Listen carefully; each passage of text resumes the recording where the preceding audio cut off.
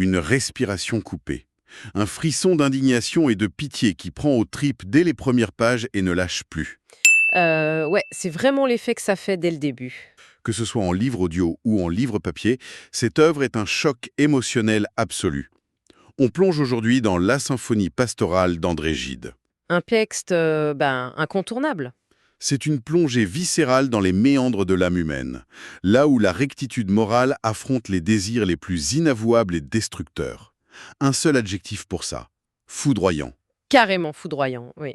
Avec ce personnage central, un pasteur protestant suisse, père de famille nombreuse, un homme de devoir, respecté de toute sa communauté. Et on est jeté direct au cœur de l'action. Le voilà perdu en pleine tempête de neige, débarquant dans une masure isolée, où il découvre une adolescente de 15 ans, aveugle, muette, tapie comme un animal effrayé dans l'âtre de la cheminée, laissée à l'abandon près du cadavre de sa tutrice. Une scène de départ vraiment glaçante. C'est le paradoxe absolu. Un guide spirituel qui, en voulant arracher une innocente aux ténèbres, va s'aveugler lui-même, trahir ses propres principes et plonger tout son entourage dans le chaos.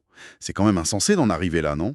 C'est ce qui rend l'histoire aussi puissante. Sur un coup de tête, il ramène cette sauvageonne chez lui, imposant sa présence à sa femme épuisée, amorçant ainsi une bombe à retardement psychologique qui menace de pulvériser son mariage, sa famille et sa propre raison. Ce qui est fascinant ici, c'est vraiment la nature de cette intrusion et le choc domestique immédiat. Une vraie déflagration dans la maison. Le pasteur, il ramène Gertrude, c'est comme ça qu'ils vont l'appeler, et elle est couverte de crasse, elle est pleine de vermine. Elle pousse des jappements plaintifs, elle est même incapable de marcher correctement. Exactement.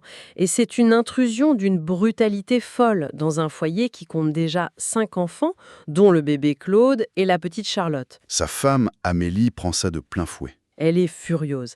Et surtout, elle est épuisée au-delà du possible. Face à l'arrivée de cette jeune fille, elle lui lance « Qu'est-ce que tu as l'intention de faire de ça ?» Le mot « ça » est d'une violence inouïe. Mais ça traduit le désespoir d'Amélie. Et la réaction du pasteur est terrible. Face à cette colère, pourtant légitime, il se cache derrière l'Évangile. La fameuse parabole de la brebis égarée. C'est ça. Il s'en sert pour justifier son acte impulsif. Au final, il impose toute la charge de travail matériel à sa femme, tout en s'attribuant le beau rôle moral. C'est tellement cynique. Mais en même temps, l'éveil de cette jeune fille est captivant. Les progrès qu'elle fait sont fascinants, oui. Le pasteur est aidé par les conseils de son ami, le docteur Martins. Et l'éducation de Gertrude devient spectaculaire. Elle apprend le braille, la musique. Il y a d'ailleurs cette anecdote mémorable du concert à Neuchâtel. Ah oui, une scène magnifique en apparence. Pour lui expliquer ce que sont les couleurs, le pasteur utilise les sons des instruments de la symphonie pastorale de Beethoven. Mais derrière cette pédagogie poétique, il y a la création d'une véritable illusion. Le pasteur filtre méticuleusement la réalité. C'est-à-dire qu'il choisit ce qu'elle a le droit de savoir. Tout à fait. Il censure le monde en cachant à Gertrude l'existence du péché, de la laideur, de la souffrance et du mal. Il lui crée un univers sur mesure, complètement aseptisé, Un paradis artificiel? fondé de A à Z sur un mensonge par omission. Bon, décortiquons un peu tout ça, parce qu'on voit bien le glissement se produire. Le pasteur tombe follement amoureux de Gertrude, mais refuse catégoriquement de se l'avouer. Le déni dans toute sa splendeur. Il passe tout son temps avec elle en longues promenades poétiques et il délaisse totalement ses propres enfants. Et Amélie paye le prix fort de cet aveuglement. Amélie, qui était décrite autrefois comme un jardin de vertu, devient une ombre silencieuse, aigrie et morose, comprenant tout sans prononcer un mot. C'est là que l'analyse du mensonge amoureux devient dingue. La mécanique de l'hypocrisie religieuse tourne à plein régime. Il trouve toujours une bonne excuse dans les textes sacrés. Exactement. Le pasteur utilise un vocabulaire théologique et détourne sans cesse les paroles du Christ pour légitimer sa relation charnelle naissante. Il la serre dans ses bras, il lui tient la main. Et il se persuade que l'aimer de cette façon, c'est juste un devoir de charité.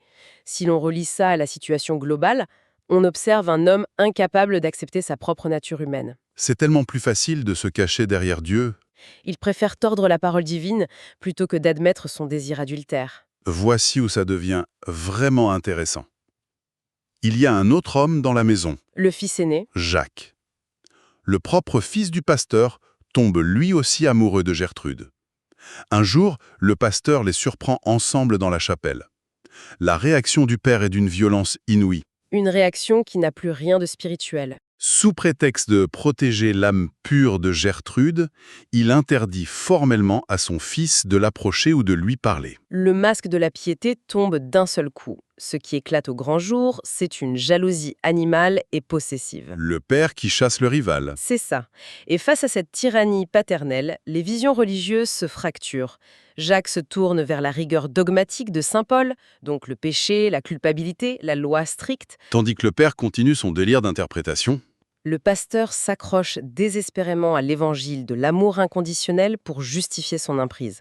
L'amour devient un véritable champ de bataille idéologique entre le père et le fils. La religion comme arme de guerre domestique. Et c'est en plein milieu de ce chaos que le docteur Martins apporte une nouvelle incroyable. La fameuse annonce médicale. Une opération chirurgicale est possible. Gertrude pourrait retrouver la vue.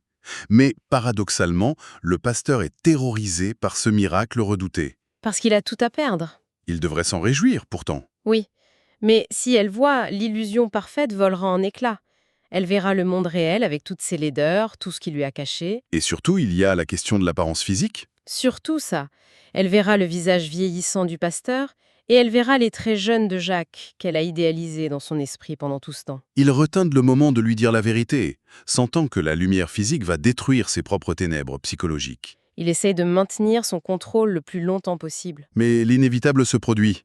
Gertrude part à l'hôpital. L'opération a lieu. Pendant des jours, l'angoisse ronge la maison. Finalement, elle revient.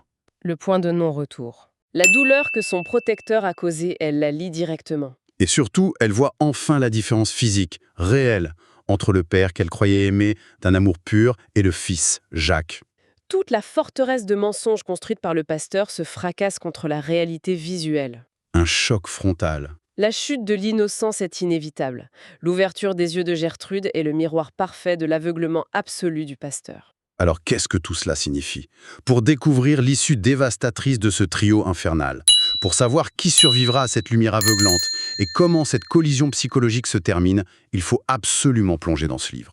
Parce que la fin est vertigineuse. La conclusion est d'une brutalité émotionnelle inoubliable, et l'histoire ne fait que commencer au moment où elle ouvre les yeux. Cela soulève une question importante qu'on garde avec soi longtemps après avoir terminé le livre.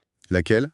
Face à l'histoire de ce pasteur, est-ce que l'être humain ne préfère pas, très souvent, rester aveugle à ses propres fautes et s'enfermer dans un mensonge confortable plutôt que de payer le prix sanglant d'une vérité qui remet tout en cause? Tiens, justement, ça me fait penser, j'ai une bonne nouvelle pour vous qui nous écoutez.